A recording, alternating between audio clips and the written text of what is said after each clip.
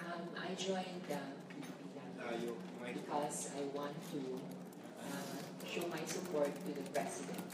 My message, even as a member of the LP4, is that I want to help the President and this administration to succeed.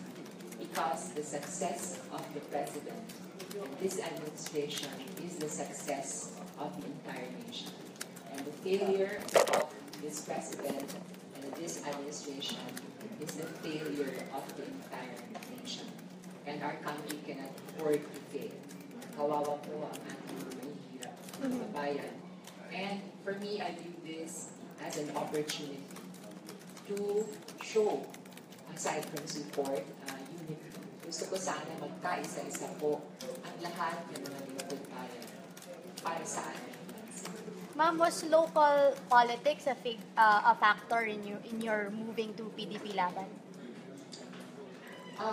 One of the factors, because as I said, I am the representative of First District of Bataan.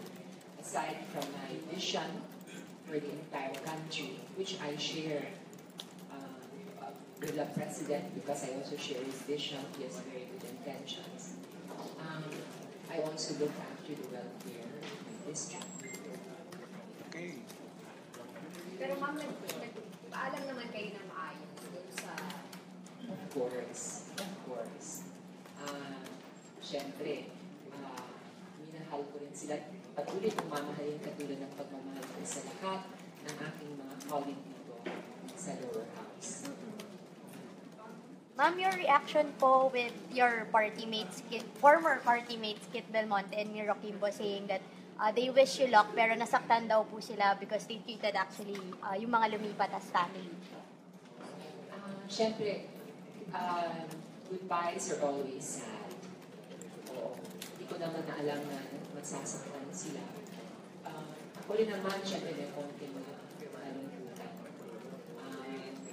And I thank them for wishing me all the best.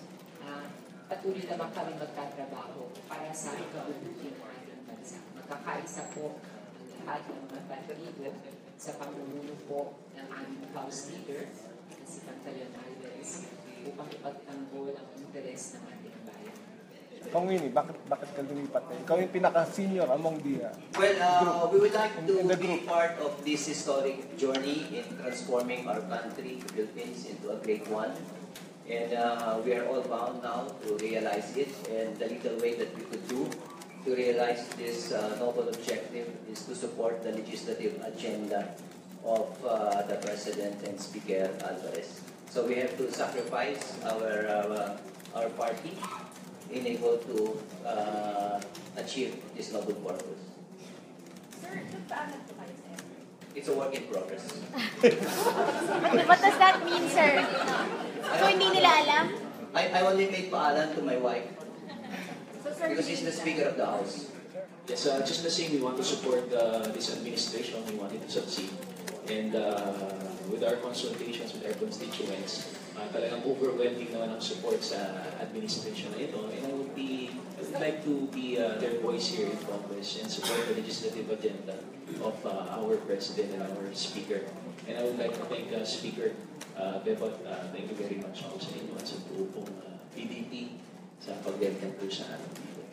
paalam po kayo. Yes, nagpaalam po ako sa lahat ng mga kaibigan natin, kasamahan natin sa LP, and naiintindihan naman po nila ng sinabi nito. Kasi I just want to focus sa aking constituents and man-deliver yung pabahay, trabaho at edukasyon sa bawat Pilipino. At the end of the day, we're all Filipinos here. And ang gusto lang naman natin na mag-unite tayo lahat, magtulungan tayo para sa ikagaganda ng ating bansa.